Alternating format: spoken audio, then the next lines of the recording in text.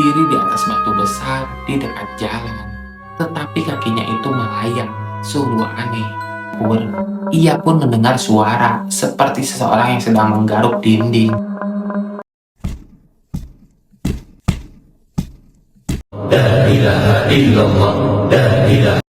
What's up everybody, jumpa lagi bareng gue Randy di sini di channel horor kesayangan kita, Horror Area. Ini tepatnya horor. Gimana nih kabarnya kalian semua? Semoga baik-baik saja ya, dan selalu dalam lindungannya. Amin. Kali ini gue akan bawain sebuah thriller horor yang cukup serem, berjudul Di Balik Lubang Dinding, karya Paimoto. Gimana keseruannya? Gimana cerita lengkapnya? So, tanpa banyak bacot lagi, yuk kita sikat sama-sama di sini di Horror Area.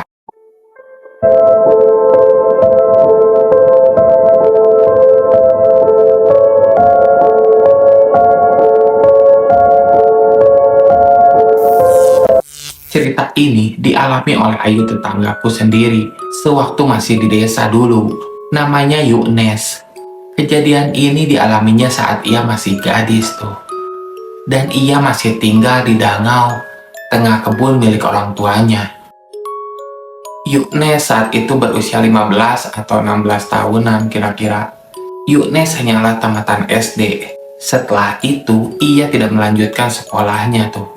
Dan ia lebih memilih untuk mengurus kebun bersama orang tuanya. Kebun mereka berada di tengah hutan. Selain menanam padi, kedua orang tua Yuknes juga menyadap getah karet tuh, dan akan dijual setiap hari Selasa, hari kalangan.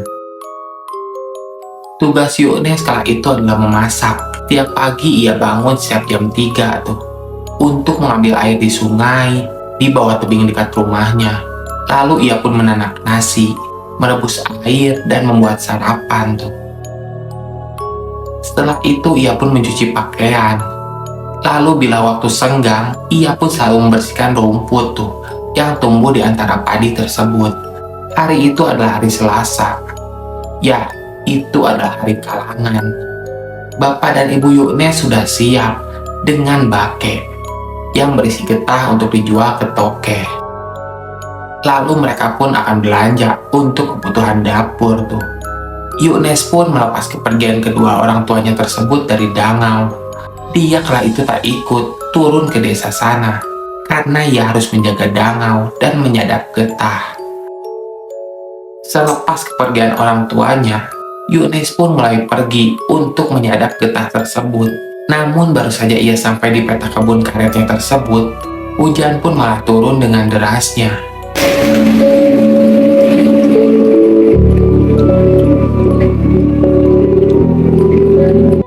Yuknes pun segera lari terbirit-birit kala itu, kembali menuju ke Dangau. Seharian itu, hujan terus saja turun dengan lebatnya. Langit mendung membuat hari yang pagi terlihat seperti sore hari menjelang malam.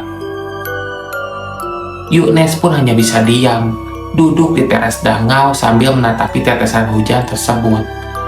Menjelang siang, hujan pun masih belum berhenti tuh. Yuknes pun memilih tidur siang kala itu. Mungkin ini kesempatan untuk beristirahat, pikirnya kala itu. Karena di hari biasa, dia hanya beristirahat saat waktu makan saja. Sorenya, Yuknes pun terbangun karena suara petir yang bergemuruh. Ia pun melihat jam yang tergantung di dinding kala itu. Tanpa banyak lama, ia pun bersiap, mandi dan menuju ke belakang Dangau. Di sana ada sebuah teras kecil yang terbuat dari bambu bulat yang disusun secara sejajar. Tempat tersebut dibuat untuk tempat mandi dan mencuci piring. Yuknes pun segera saja mandi kala itu dengan air hujan yang ditampung di dalam ember. Setelah mandi, Yuknes pun makan sendirian di teras Dangau tersebut, sembari menanti kepulangan kedua orang tuanya tuh. Di saat ia sedang menggigit ikan asin, mata Yuknes pun menangkap sosok ayahnya. Seketika, Yuknes pun merasa senang kala itu. Dia tersendirian lagi, pikirnya kala itu. Meskipun sudah terbiasa sendirian, Namun cuaca yang hujan dan gelap membuat hatinya sedikit tak tenang. Saat dia akan berdiri menyongsong ayahnya tersebut, tiba-tiba Yunes pun sadar akan keanehan pada ayahnya tersebut. Ayahnya itu hanya sendirian, berdiri di atas batu besar di dekat jalan, tetapi kakinya itu melayang, sungguh aneh. Ketika bulu kuduk Yunes pun merinding tuh. Dia segera bergegas masuk ke dalam danau dan mengejar pintunya dengan sebilah papan yang tebal. Kemudian dia pun menutup semua jendela dan segera masuk ke dalam kamar tuh. Yunes pun menyelimuti tubuhnya dengan selimut. Hawa dingin dan rasa takut membuatnya semakin menggigil. Suasana pun semakin gelap dan sepi, tapi Yunes pun tak berani untuk menghidupkan lampu cantiknya tersebut.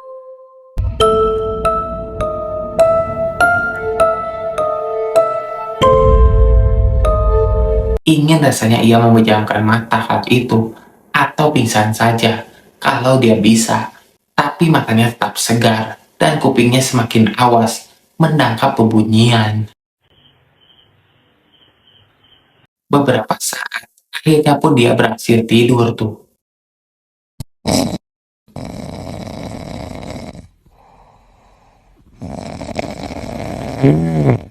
Tak berapa lama, ia pun terbangun karena hasrat ingin buang air kecil. Entah sudah jam berapa saat itu, tapi hujan tak lagi deras, hanya menyisakan rintik-rintik yang kecil.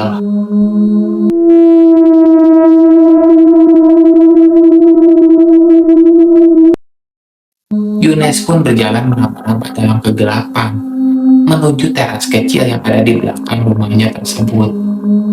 Namun baru sampai dapur, ia pun mendengar suara seperti seseorang yang sedang menggaruk dinding.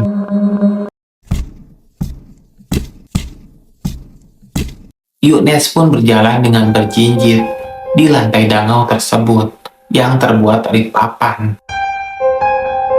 Ia ketakutan, suara langkah kakinya membuat sesuatu yang entah apa itu. Akhirnya mengetahui ada orang di dalam danau tersebut. Di sebelah pintu dapur ada dinding papan yang memiliki lubang sebesar telur. Yunes pun segera ke sana. Dia berjongkok lalu menempelkan matanya di lubang tersebut, berniat untuk mengintip tuh. Baru saja mata Yunes tertempel di sana, ia pun melihat sebuah mata merah yang menyala dalam kegelapan. Pemilik mata itu mengintip Yunes dari lubang yang sama dengan Yunes. Melihat mata itu, seketika Yunes pun menjerit sejadi-jadinya. Refleks dia pun melompat dari dapur ke tengah danau yang jaraknya lumayan jauh tuh. Dia pun menangis lalu masuk lagi ke dalam kamar, menutup dirinya dengan selimut. Kemudian bunyi menggaruk tersebut muncul lagi dari lantai tempat Yunes sedang berselimut tuh. Yunes pun semakin menggigil di balik selimut tersebut.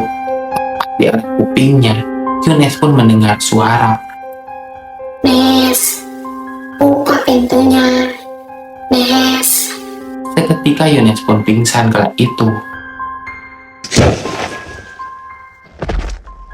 Keesokan harinya, barulah kedua orang tua Yunes tersebut kembali dari desa. Hujan lebat membuat mereka tak bisa kembali ke kebun dan menginap di rumah saudaranya. Mereka pun terkejut melihat Yunes yang sedang terbungkus dalam selimut. Mereka membangunkan Yunes, dan Yunes pun menangis sambil menyeritakan pengalaman horornya tadi malam. Dia meminta agar orang tuanya mengirim Yunes ke desa saja, karena Yunes tersanggup lagi untuk tinggal di kebun tersebut.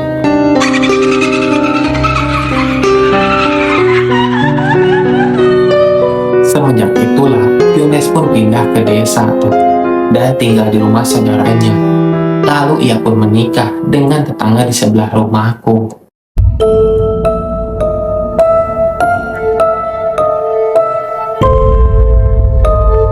Terima kasih buat kalian yang udah klik video ini dan nonton sampai selesai. Semoga kalian sehat selalu dan dalam lindungannya. Amin. Bantu dukung konten-konten kami dengan cara like, comment, and subscribe ya. Dan jangan lupa nyalakan lonceng icon agar kalian mengetahui konten-konten terbaru yang kami update. Dan buat kalian yang punya cerita horor ingin dibacakan di sini di Horror Area, silakan aja. Kirim cerita kalian ke DM Instagram kami di bawah ini. Kami tunggu ceritanya ya. Terima kasih. Sekian Horror Area kali ini.